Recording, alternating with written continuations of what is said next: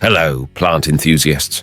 While we adore our leafy friends, it's crucial to be aware of the potential side effects they might bring. And today, we're diving into the lesser-known territory, side effects of houseplants. Let's explore and ensure our green companions coexist harmoniously. Before you panic, remember, most houseplants are beneficial. However, it's essential to know about potential side effects. Let's uncover a few examples. Mold from overwatering. Overwatering can lead to mold growth.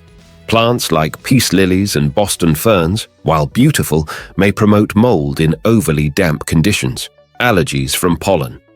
Plants like ficus and rubber plants release pollen.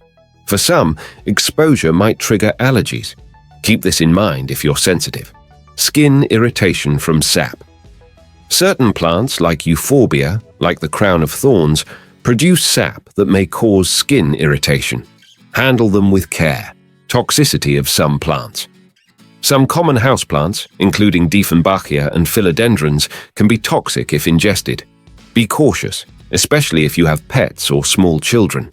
Attracting pests. Plants like spider plants might attract spider mites. Regular checks and care are crucial to prevent pest infestations. Humidity issues. Plants like orchids can increase humidity. While great for the plant, it might be a concern in areas prone to excess moisture.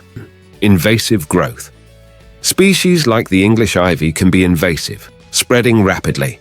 Keep an eye on their growth to prevent them from taking over your space. There you have it, folks, some potential side effects of houseplants. Remember, knowledge is key.